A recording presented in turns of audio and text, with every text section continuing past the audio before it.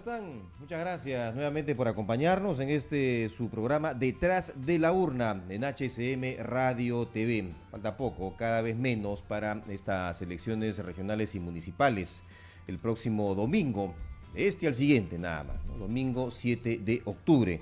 Y en medio de mucha polémica, hay bastante debate por el debate o los debates, porque tenemos uno pendiente aún, que es la segunda parte del debate que organiza el Jurado Nacional de Elecciones, en medio de muchas críticas. La primera parte se desarrolló el domingo anterior con 9 de 10 candidatos y este domingo será también igual, con 9 de 10 candidatos, a menos que uno más en el camino diga, no voy.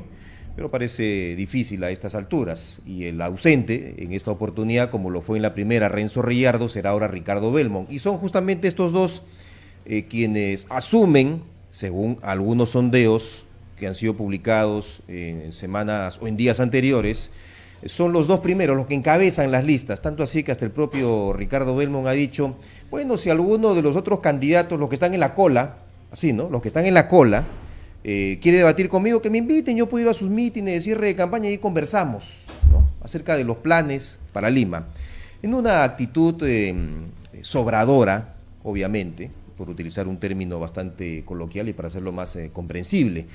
En fin, y ahora entre los dos, tanto Renzo Reyardo como Ricardo Belmont, poniéndose de acuerdo para ver a qué hora será el debate que van a sostener ellos dos, que han tenido ya una cercanía en el año 2016, recuérdese, en las elecciones presidenciales, en las que participó Renzo Reyardo y terminó finalmente también renunciando para salvaguardar la inscripción de su partido, que le ha permitido nuevamente postular y acercarse a la Municipalidad de Lima. Bueno, pues todavía no sabemos a qué hora será ese debate.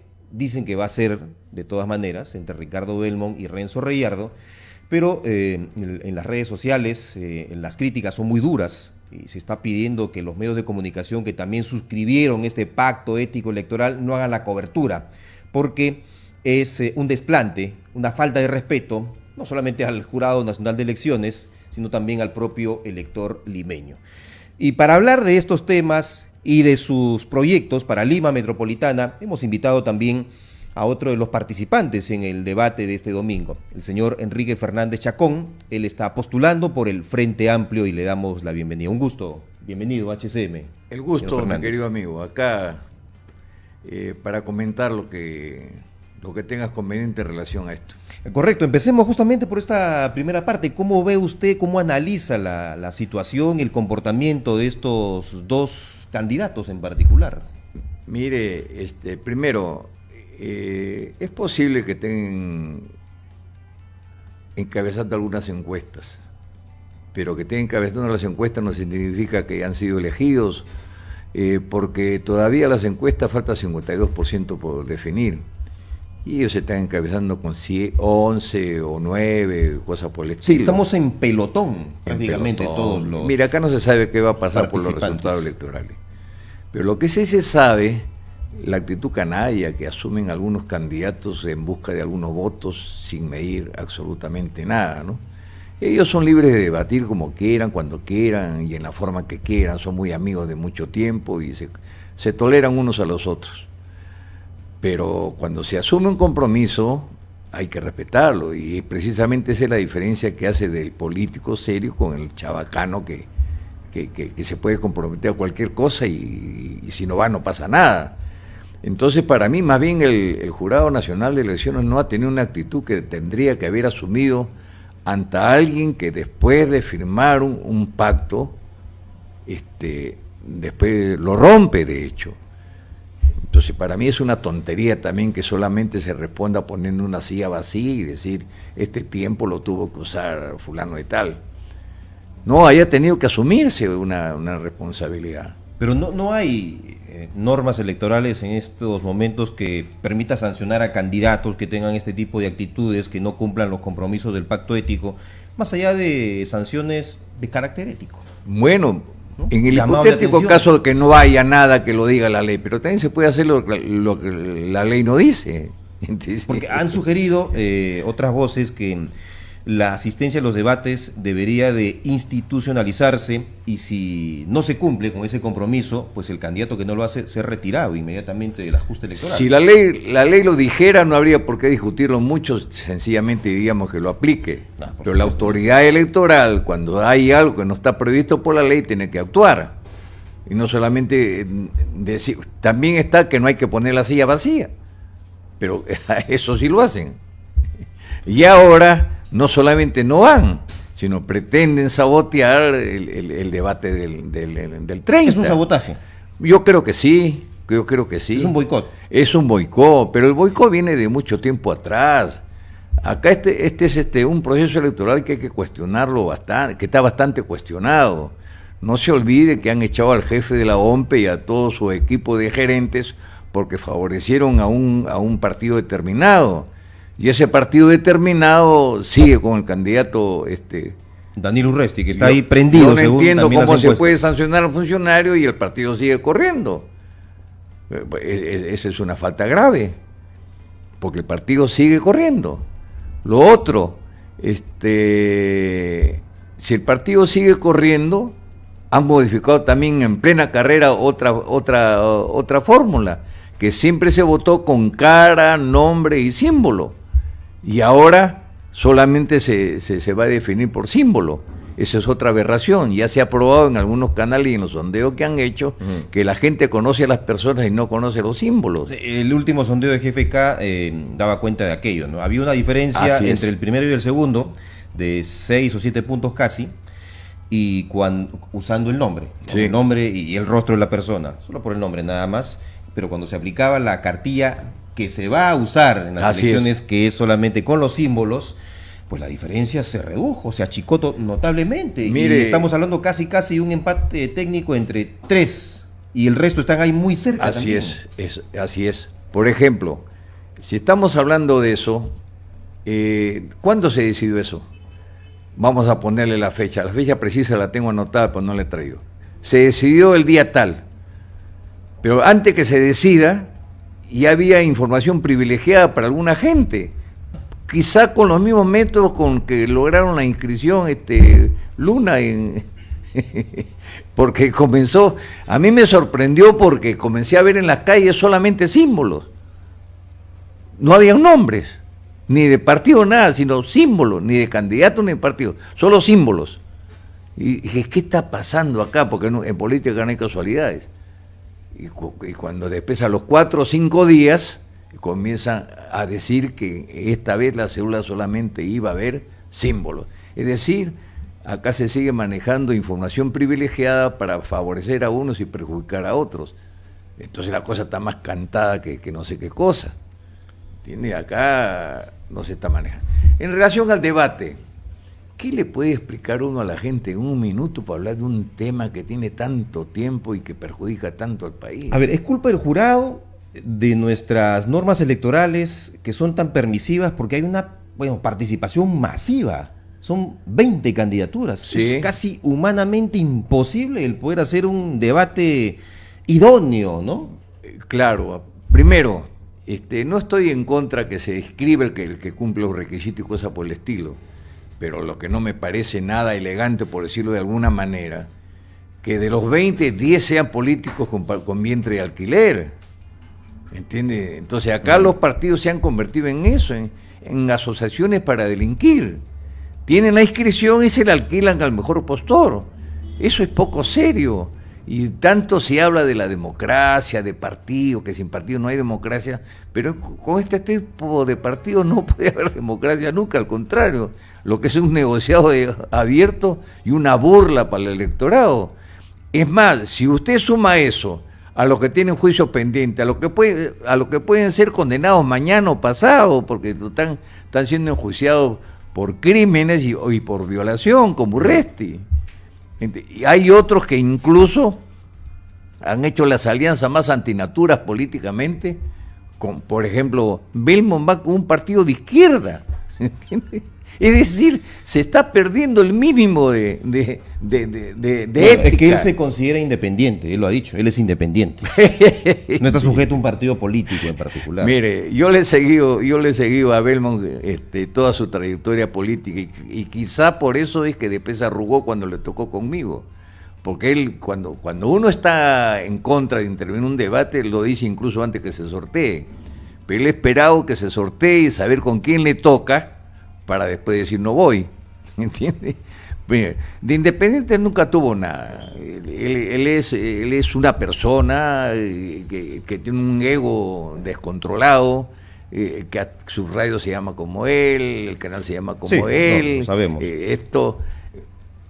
Él fue primero alcalde y para ser alcalde llevó a cualquier cantidad de gente que no tenía que ver nada con la política y nos metió a varios alcaldes delincuentes. De eso no da cuenta. Son 22 y de los 22 después salió una serie de delincuentes ahí metidos como alcaldes con él. Porque él es el solo, él es el llanero solitario. Menos que el llanero solitario, porque el llanero solitario por lo menos tenía su indio al costado, pero él camina solo, independiente. Bueno, esa es la situación en estos momentos, ¿no? O sea, se va de todas maneras a realizar el debate, ya veremos qué es lo que pasa con los otros dos candidatos, de los cuales hemos hablado ya de manera amplia en esta primera parte. ¿Pero el jurado va a dejar que saboteen la cosa?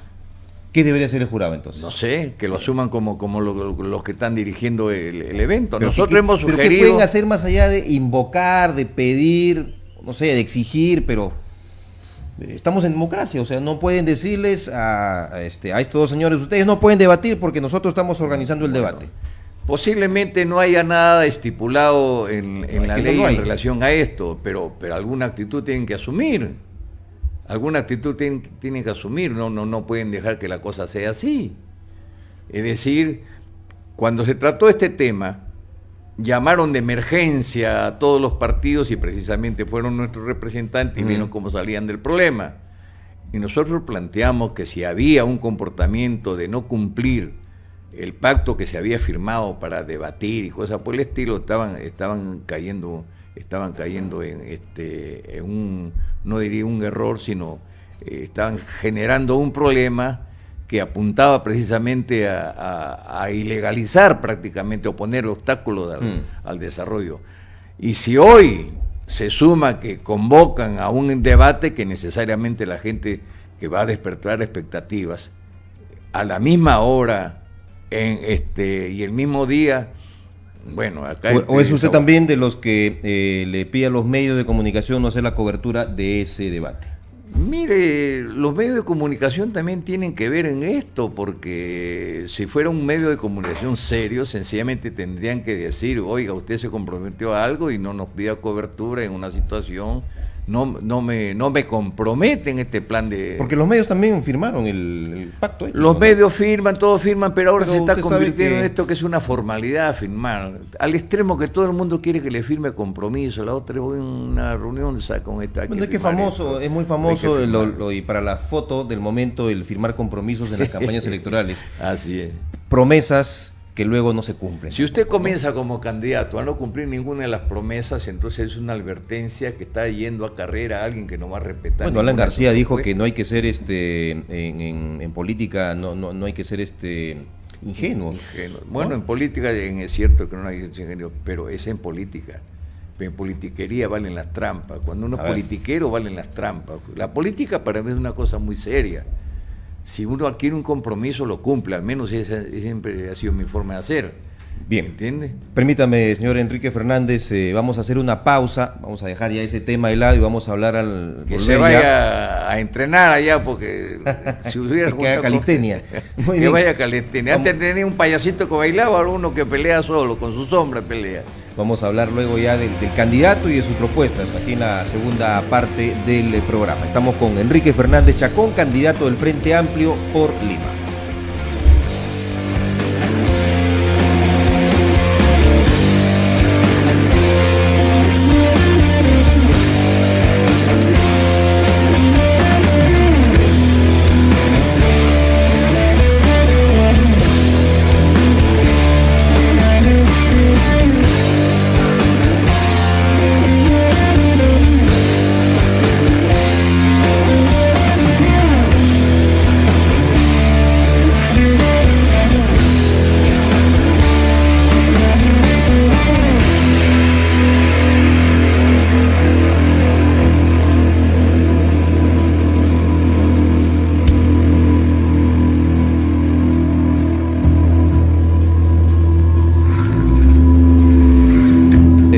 segunda parte del programa. El día de hoy estamos conversando con Enrique Fernández Chacón, candidato del Frente Amplio por Lima. Hemos hablado en la primera parte de sus expectativas respecto de lo que puede ser el debate de este día domingo y también el comportamiento de otros dos candidatos que están entre ellos organizando otro debate. Pero bueno, en fin, ¿qué es lo que ha hecho usted durante estos meses de campaña? ¿Hace cuánto tiempo está usted en campaña? Bueno, yo estoy prácticamente a mediados de junio, que fueron la preparación de las elecciones internas. ¿Qué ha hecho durante todo ese tiempo usted para hacerse conocido? ¿Cuáles son las credenciales con las que usted se puede presentar? Por favor. Primero, yo soy un hombre que tiene, haciendo 58 años, haciendo política en el Perú.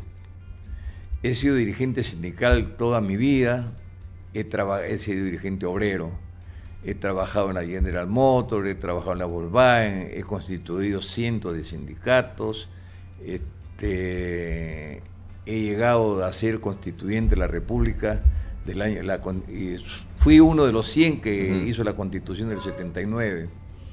Después fui diputado y estuve 5 años trabajando en la Comisión de Presupuesto de la República, repartiendo el billete del país y no se quedó en mi mesa pero ni un centavo.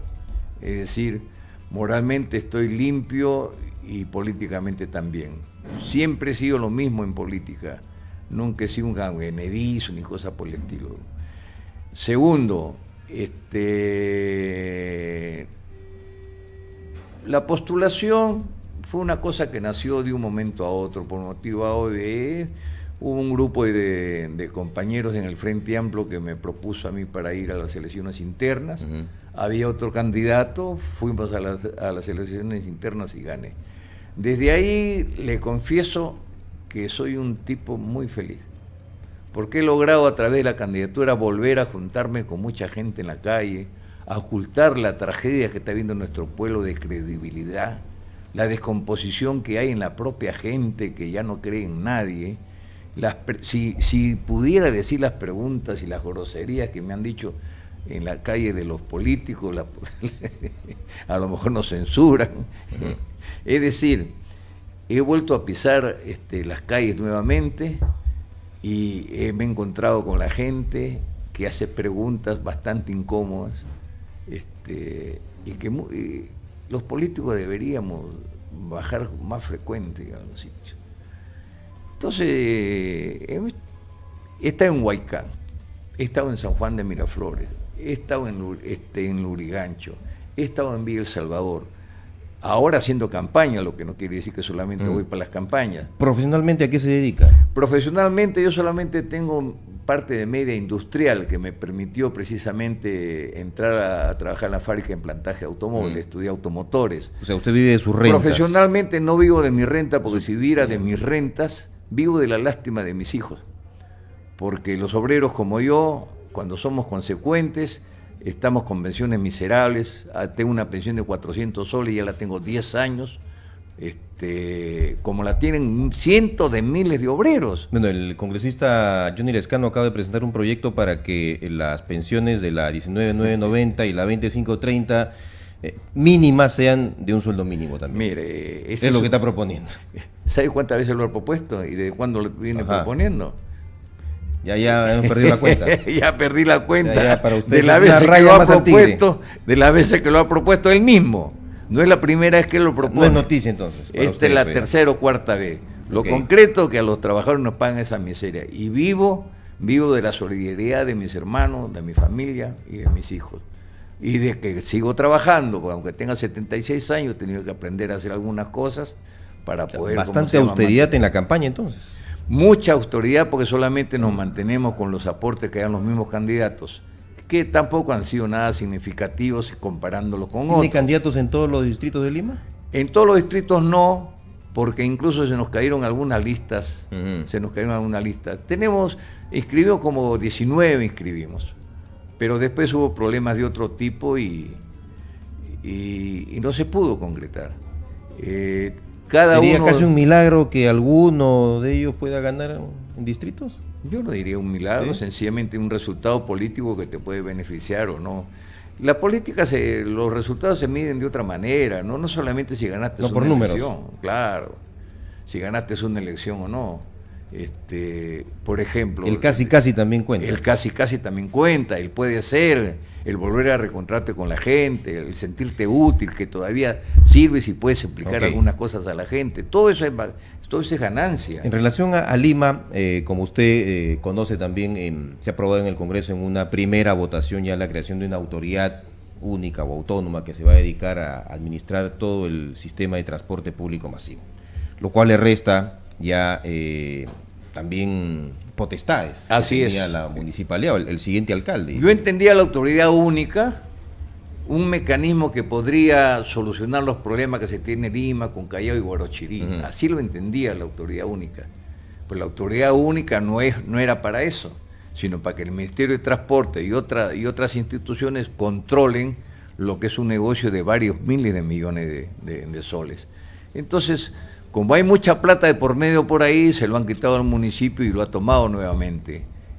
Y si cuando hablan del municipio, hablan de una representación que no tiene ninguna incidencia como para decidir algunas cosas. Sin embargo, hasta que funcione todavía, porque queda pendiente una segunda votación y además elaborar el reglamento que va a demorar unos 3 meses por lo menos, que es lo usual, si no es más también. El alcalde siguiente va a tener que hacer algo inicialmente. Mire, me voy a aventurar a darle una tesis. ¿Qué es lo concreto? ¿Por qué hacen eso? Hacen eso porque hoy está despertando en la gente la necesidad de acabar con este abuso y este robo que se llama cobro de peajes. Entonces, como hay un sentimiento y un temperamento que cada día crece más, y lo tendría que decidir el municipio que tiene bajo control, bajo su jurisdicción, la administración de ellos, entonces los tipos están pensando en otro tipo de negocio. Están pensando cómo libran todas las dádivas que le han dado las grandes empresas. No se olvide que han cobrado 2.500 millones en estos 5 o 6 años y todavía le falta cobrar 35 años más. Entonces, antes que pase todo esto y antes que crezca la ola de la indignación para no pagar los peajes, todos los tipos se están curando en salud. Porque yo creo, y vuelvo a reafirmarlo, para mí es un robo legalizado el cobro de peaje, que de Ancón a Lurín hayan 4 peajes. Lima dejó de ser la ciudad de carreteras. Antes la carretera norte comenzaba en Sarumí, hasta ahora se llama Controles de Paradero. Pero ahora no hay carreteras en Lima. Lima es urbana por completo y no puede estar supeditada a que uno pague una cantidad determinada para moverse. O sea, en una ciudad no deberían existir peajes. Yo creo una ciudad no, como tal. Creo que no. Podría justificarse en una obra determinada, en una carretera determinada y a un precio razonable. Pero en Lima no es así porque están coactando tu derecho a moverte en tu... Bueno, por 5 kilómetros, metros más, metros menos de la línea amarilla, tenemos peajes, ¿no? En ambos lados. y debe haber sido buen negocio porque ni bien acabó la obra, la vendieron al doble de todo lo que costó. Sí, son 5 soles. Con cargo a cobrar el peaje. Entonces, por eso le decía, se están curando en salud porque la indignación crece cada día más. Claro, es una concesión que se ha hecho a 40 años. Al estilo, al estilo Susana Villarán, de a 40. Ya, o sea, estamos embargados por 40 años. Así es. ¿no? Hasta que, si es que luego no se vuelve a ampliar también, como pasa con las empresas que nos brindan servicios. Es una básicos, costumbre, ¿no? en el país eso. Ahora, bueno, pero no quiere decir que, como lo han hecho otros candidatos de manera irresponsable, va a decir, voy a revisar de inmediato, voy a suspender los contratos. Mentira, esa es trampa. Esa es trampa. Los que han copiado nuestra propuesta la han copiado mal. O la han copiado con ambigüedad. Por ejemplo, hay uno que dice, voy a anular los contratos. Oye, está bien, pues, ¿vas a anular los contratos? No, pues. Tú tienes que decir, voy a anular el pago de peajes. Porque anular los contratos significa quitárselo a quien lo tiene para que lo administre el municipio. Es decir, ahora el que te va a robar va a ser el municipio. ¿Entiendes? Sencillamente no se puede pagar. Si quieren copiar la propuesta nuestra, aunque dicen que nunca tenemos propuesta, pero que las copien bien. A mí no me molesta que la copien, porque en última instancia el político plantea para beneficiar un sector su propuesta. Y no me importa quién la haga, pero que la hagan tal como lo propone uno. No como a ellos se les antoja para sacarle la vuelta a la gente. ¿Pero usted prohibiría que paguen los transportistas el peaje? Claro. Pero claro. Eso sería incumplir el contrato. Precisamente, pero es un contrato leonino, pues. Sí, pero eso trae consecuencias. Usted Va a traer consecuencias, todas las cosas no traen solamente consecuencias. para Lima, sino para el propio Estado. Así es. Y esa consecuencia la vamos a asumir todos. No crea, ¿cuánto le deja al Estado toda la recaudación de los peajes? Es ínfimo. No, es que otro tipo de consecuencias es el incumplimiento de contratos. Si no, nos van a ver a nosotros Todos como los sujetos contratos que se han hecho faltando las normas, con coima de por medio, tienen que ser revisados y liquidados. Bueno, se va a cargar un gran problema. ¿Qué vamos a hacer, mijo? Y no solamente ustedes, así es la pelea. Todos. Pero bueno, en fin, ese es un a ver, punto. ¿y cómo anularon el de Puente Piedra?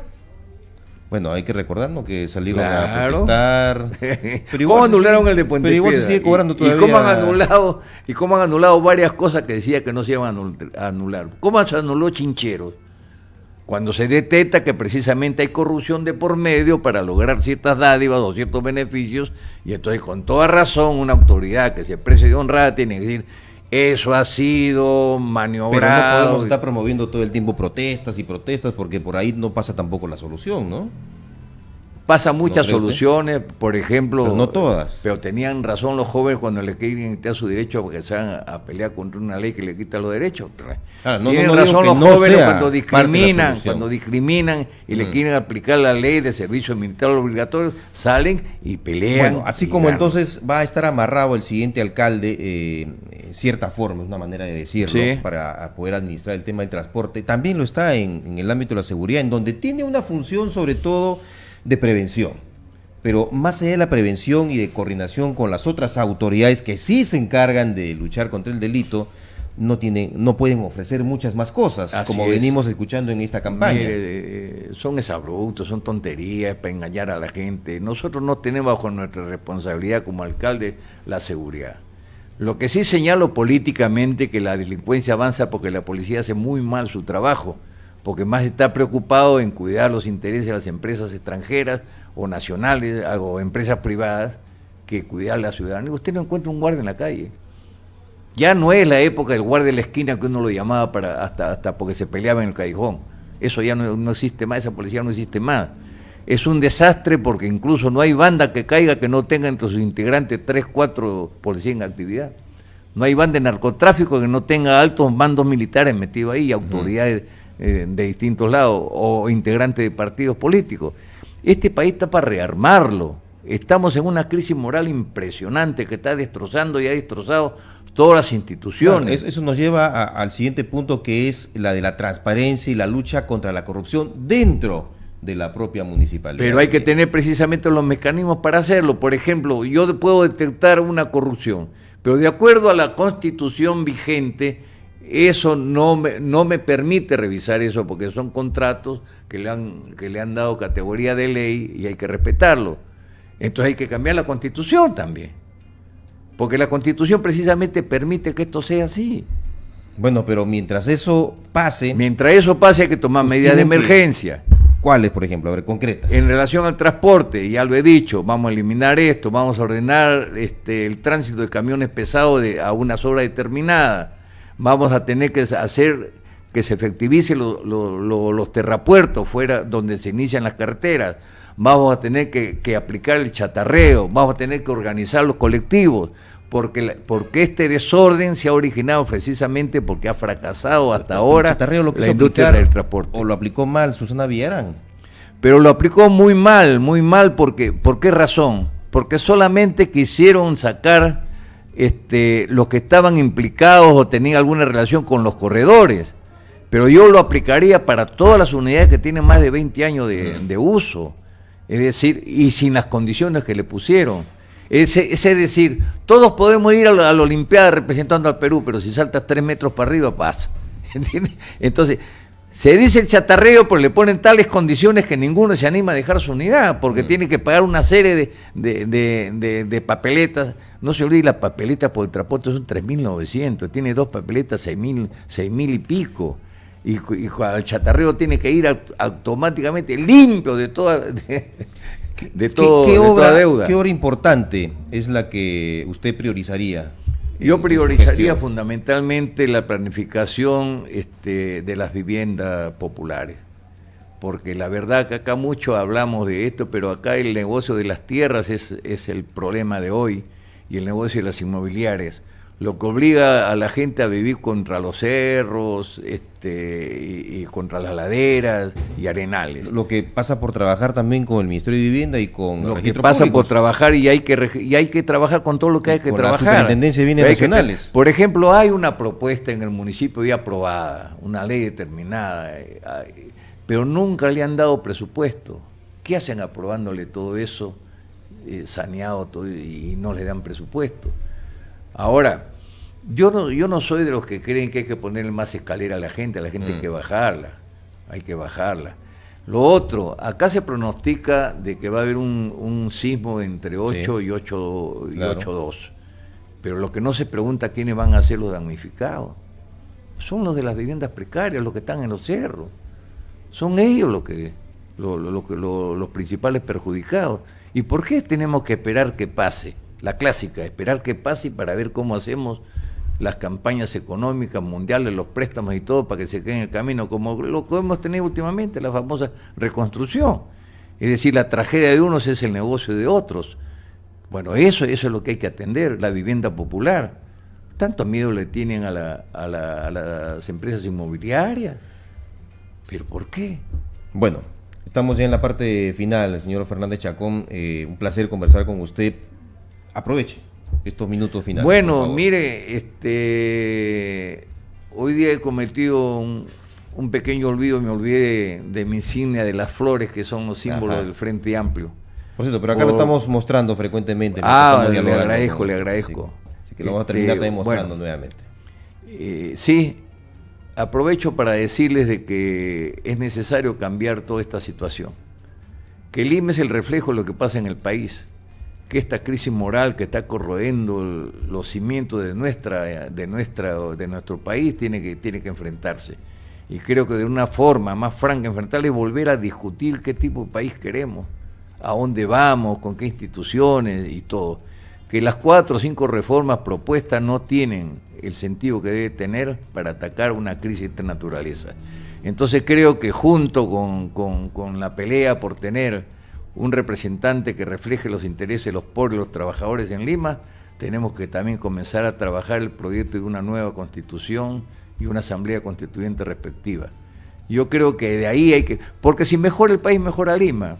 Es falso que Lima puede mejorar si se sigue cayendo a pedazos toda la institucionalidad del país. Entonces, parte de esa pelea es votar también. La corrupción está hundiendo el país. Con el voto también se lucha. No solamente se sale a las calles, como dice mi amigo, para pelear con esto. Con el voto también se hace y se señala qué es lo que quiere uno. Vote por el Frente Amplio, vote por este servidor que ha dedicado toda su vida a servir a los pobres y a los trabajadores. Muy bien. Sumemos. Muchas gracias, señor Fernández Chacón. Un gusto tenerlo acá y éxito en lo que resta de la campaña. Muy amable por su atención. Muchas gracias por todo. A usted. Muchas gracias también a nuestros amigos en las redes sociales y a quienes nos siguen, como siempre, en HCM Radio TV. Nos reencontramos el viernes con el análisis político de la semana, punto crítico desde las 6 de la tarde. Así que nos reencontramos.